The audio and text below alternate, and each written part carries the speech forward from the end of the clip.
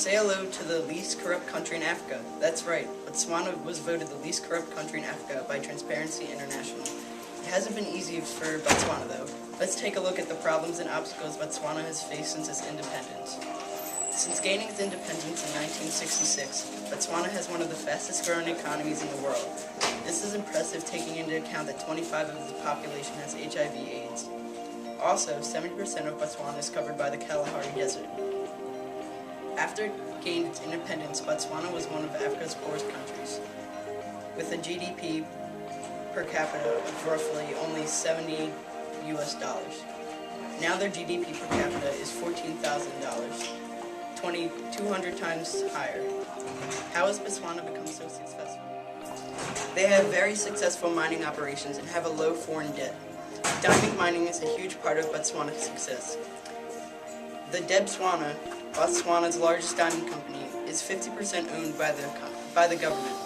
Besides diamonds, Botswana mines gold, uranium, copper, oil, and many other minerals.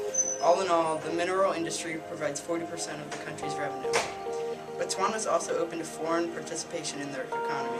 This has allowed them to grow their stock exchange. While promoting foreign participation, they also reserve sectors for their citizens to ensure their citizens make money, not just foreign countries. Other reasons for their economic success is that their unemployment rate is only at 7.5%. To take that into perspective, the U.S. unemployment rate is at 8.3%. In years to come, expect Botswana to become more and more of an international competitor. Botswana has a big match coming up against nearby rival South Africa. Both countries have been waiting for this match since 2010, when Botswana was the first to qualify for the African Cup of Nations. With South Africa looming in the shadows, Botswana must stay focused if they want to have any shot at beating South Africa. In recent news, Botswana is currently sitting in 6th place in the running for the African Cup of Nations, which would put them through the qualifying round of the Cup of Nations. In recent years, Botswana has been knocked out of the Cup of Nations in the qualifying round, so for them to get past the qualifying round would be huge. Even though they are in 6th place, it is good to see the amount of pride this country has. The stadium is always packed and they are always loud and filled with spirit. We are all looking forward to the Cup of Nations. Look, Botswana. Botswana is a landlocked country in the center of southern Africa that gained independence from Britain in 1966. Prior to gaining independence, Botswana was one of the poorest countries. Thanks to Botswana's first post-independent president, Sir Seretse Khama, Botswana has become one of the world's greatest development success stories. Though Botswana has become such a worldwide success story, it isn't perfect yet. Botswana has been hit hard by AIDS. In 2009, with a population of 2 million people, there was an estimate of 300,000 adults living with HIV.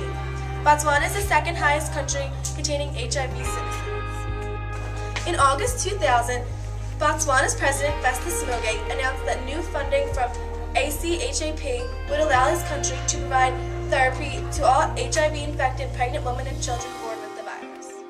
By 2011, life expectancy at birth had risen to around 53 years, which is likely a result of the expanding access to treatment for the living people with HIV seen in recent years. Here's the weather for Botswana. The summer season begins in November and ends in March. There are very high temperatures within these months. However, summer is also the rainy season.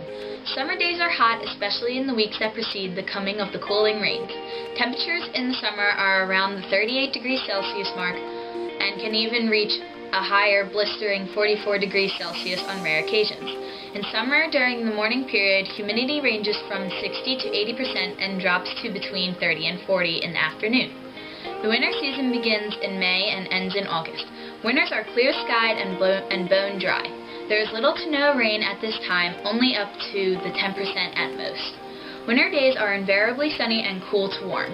However, evening and night temperatures can drop below the freezing point in some areas, especially in the southwest. Sometimes bitterly so, frost is common and small quantities of water can freeze. In winter, humidity is considerably less and can vary between 40 and 70% during the morning and fall to between 20 and 30% in the afternoon. The rainy season is in the summer, with October and April being the transitional months. January and February are generally regarded as the peak months. The mean annual rainfall varies from a maximum of over 650 millimeters in the extreme northeast to a minimum of less than 250 millimeters in the extreme southwest. Almost all rainfall occurs during the summer months, while the winter periods account for less than 10% of the annual rainfall. Generally, rainfall decreases in the amount and increases in variability the further west and south you go.